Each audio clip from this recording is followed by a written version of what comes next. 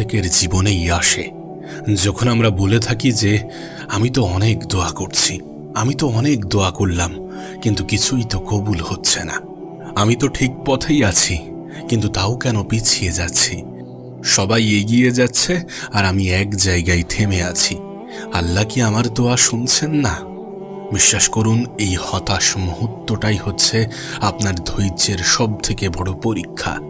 আর এখান থেকেই শুরু হয় মহান রব্বুল আলামিনের পরিকল্পনা বোঝার সফর। মহান রব্বুল আলামিন সূরা আনকাবুতের মধ্যে বলেন যে তোমরা কি মনে করো তোমাদেরকে পরীক্ষা করা হবে না? আপনি সঠিক পথে আছেন বলেই আল্লাহ পাক আপনাকে একটু দেরিতে ফল দিচ্ছেন, কিন্তু সেটা অনেক বড় করে দিচ্ছেন। একবার ভেবে দেখুন, যখন সবকিছু আটকে যায় তখন সেটা কি দেরি নাকি প্রস্তুতি? আপনি হয়তোবা মনে করছেন যে আল্লাহ পাক দেরি করছেন, কিন্তু বাস্তবে আল্লাহ পাক আপনাকে তৈরি করছেন। আপনি যা চাইছেন, যেটা চাইছেন তার চেয়ে ভালো কিছু দেওয়ার জন্য আল্লাহ পাক আপনাকে প্রস্তুত করছেন। আপনাকে মূসা আলাইহিস সালামের একটি ঘটনা বলি। মূসা আলাইহিস সালাম নবুয়ত পান 40 বছর বয়সে, অথচ তিনি ছোটবেলা থেকেই আল্লাহ পাকের পছন্দের ছিলেন। আল্লাহ পাক বলেন যে আমি তোমাকে আমার জন্য তৈরি করেছি, সূরা তোহা 41। তার জীবনের প্রত্যেকটা দেরিই ছিল আল্লাহ পাকের প্রস্তুতির অংশ। কেন আল্লাহ পাক সবকিছু একসাথে দেন না? আমরা হয়তোবা এমনটা ভাবি, কিন্তু প্রকৃত অর্থে আমরা এখনো সেইভাবে সবকিছু নেওয়ার জন্য প্রস্তুত নই।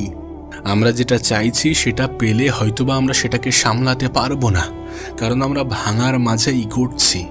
সেই জন্যই আল্লাহ পাক আমাদেরকে অপেক্ষা করান, কখনো কখনো ধৈর্যের পরীক্ষা নেন, কখনো কখনো আমরা আল্লাহ পাকের উপরে বিশ্বাস রাখি নাকি হতাশ হয়ে পড়ি, রবকে দোষারোপ করি, এমন কিছুর পরীক্ষা নেন।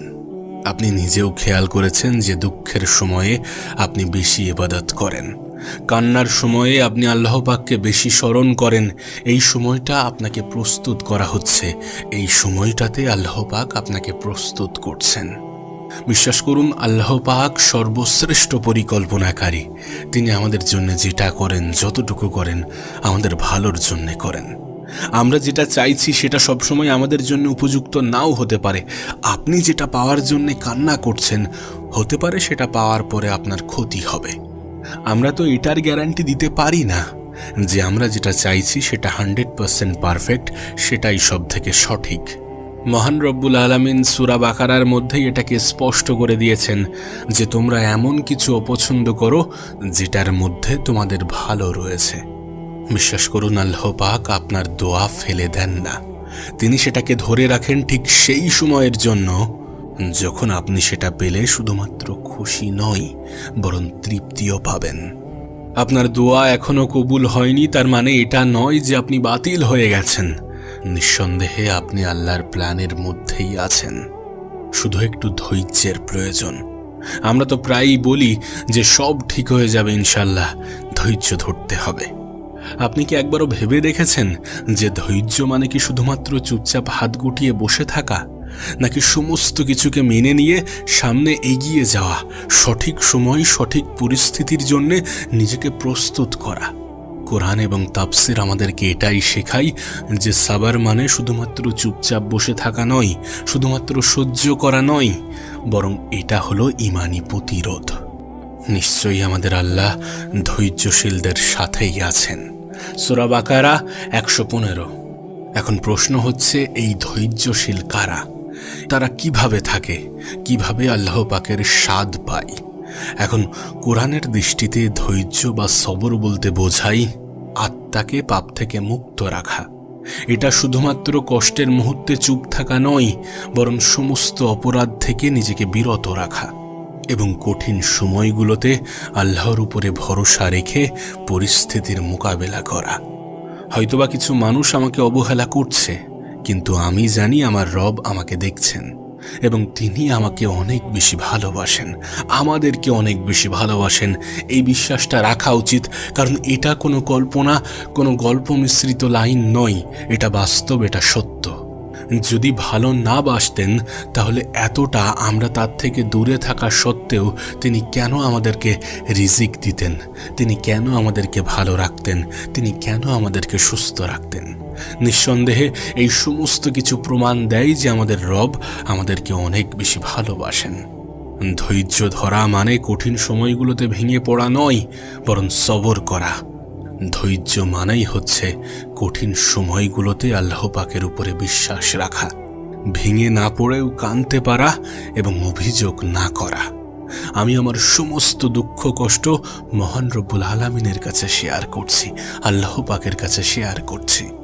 এই লাইনটি বলেছিলেন ইয়াকুব আলাইহিস সালাম, যিনি তাঁর প্রিয় সন্তানকে হারিয়েও বলেননি যে আল্লাহ পাক কেন এমনটা করলেন।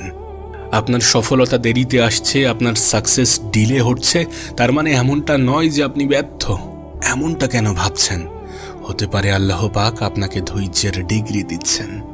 ঠিক যেই সময়ে আপনি অপেক্ষায় থাকেন সেই সময়ে আল্লাহ পাক আপনাকে প্রস্তুত করেন। আপনি পরিশ্রম করছেন, আপনি ধৈর্য ধরছেন, আপনি নামাজ পড়ছেন, আপনি দোয়া করছেন, কিন্তু কিছুই হচ্ছে না। আপনার মনে হচ্ছে কিছুই হচ্ছে না, কিন্তু আল্লাহ পাক আপনাকে কি দেখছেন না? অবশ্যই তিনি দেখছেন এবং তিনি জানেন আপনার মনের মধ্যে কি চলছে, আপনি কি চান, এবং তিনি এটাও জানেন যে কোনটা আপনার জন্য উত্তম আর কোনটা আপনার জন্য উত্তম নয়।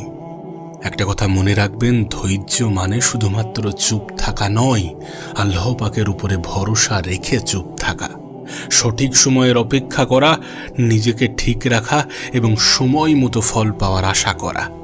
বিশ্বাস করুন, আল্লাহ পাকের কাছে ধৈর্যশীল বান্দার জন্য আলাদা প্ল্যান থাকে। আপনার ধৈর্য কিন্তু বৃথা যায় না, যাবে না। আপনার নাম প্রত্যেকটা দিন আল্লাহ পাকের সামনে উঠছে, আপনি শুধু থামবেন না ইনশাআল্লাহ। আচ্ছা, আপনি কি কখনো এমন সময়ের মধ্য দিয়ে গেছেন যেখানে আপনি আপনার সবটুকু দিয়ে চেষ্টা করলেন কিন্তু হলো না, ভেঙে গেল? যেখানে আপনি কিছু চাইলেন, পেলেন না, বরং উল্টো বঞ্চিত হলেন এবং আপনার মনে হচ্ছে যে আপনি ব্যর্থ? কখনো কি এমন পরিস্থিতি আপনার জীবনে এসেছে? কিন্তু বিশ্বাস করুন, যদি আপনার জীবনে এমন সিচুয়েশনও আসে, তাহলে একটা কথা মনে রাখবেন যে আপনি ব্যর্থ নন। আর আপনি মনে করতেই পারেন যে আমি ব্যর্থ, কিন্তু বিশ্বাস করুন, কোরআন বলে যে ব্যর্থতা আপনার জন্য শ্রেষ্ঠ নিয়ামত। আল্লাহ বলেন যে তোমরা অনেক কিছু অপছন্দ করো, কিন্তু সেটার মধ্যে তোমাদের ভালো রয়েছে। সূরা বাকারা। অর্থাৎ আপনি যেটাকে ব্যর্থতা ভাবছেন, আল্লাহ পাক সেটা দিয়ে এমন কিছু শুরু করতে যাচ্ছেন যেটা আপনি এখন বুঝতে পাচ্ছেন না। তাওয়াক্কুলের আসল মানে কি? আমি চেষ্টা করার পরে ফল পাবো? না, বিষয়টা এমন নয়। তাওয়াক্কুল মানে হচ্ছে আমি চেষ্টা করব কিন্তু ফল আল্লাহ পাকের উপরে ছেড়ে দেব, কারণ তার পরিকল্পনাটাই সেরা। এটা সেই আত্মবিশ্বাস যেটা বলে আল্লাহ চাইলে এই ব্যর্থতা থেকেও কিছু সৃষ্টি করবেন। আপনি ভেবে দেখুন, নবীদের জীবনে ব্যর্থতার মুহূর্তগুলো কিভাবে সফলতার শুরু ছিল। ইউসুফ আলাইহিসসালামকে দেখেন, তিনি কূপে নিক্ষেপ হলেন, দাস হিসাবে বিক্রি হলেন, জেলে গেলেন, কিন্তু সেই জেলই তাকে রাজপ্রাসাদের দরজায় পৌঁছে দেয়, কারণ এটা আল্লাহ পাকের পরিকল্পনার অংশ ছিল। আপনাকে বেশি দূর যেতে হবে না, আপনি আমাদের প্রিয় নবী মুহাম্মদ সাল্লাল্লাহু আলাইহি সাল্লামকেই দেখেন না। তিনি তায়েফে পাথর খেলেন, বদর যুদ্ধের সংখ্যা ছিল কম, উহুদে ক্ষতিগ্রস্ত হলেন। এই সব কিছু দেখে মনে হয় যেন ব্যর্থতা, অথচ মহান রব্বুল আলামিন এগুলো দিয়েই তৈরি করেছেন সেই উম্মাহ যারা কিনা 23 বছরের মধ্যে গোটা পৃথিবীকে বদলে দিয়েছে। আপনার জীবনের ব্যর্থতাগুলো এটার প্রমাণ দেয় না যে সবকিছু শেষ হয়ে গিয়েছে। আপনি যেটাকে শেষ ভাবছেন, যেখানে শেষ ভাবছেন, মহান রব্বুল আলামিন হয়তোবা সেখান থেকেই আপনাকে প্রস্তুত করছেন নতুন এক যাত্রার জন্যে। শুধু আপনি আপনার জীবনের কোনো সিচুয়েশনে যেন আল্লাহ পাকের উপর থেকে বিশ্বাস হারাবেন না, যেন আল্লাহর পরিকল্পনা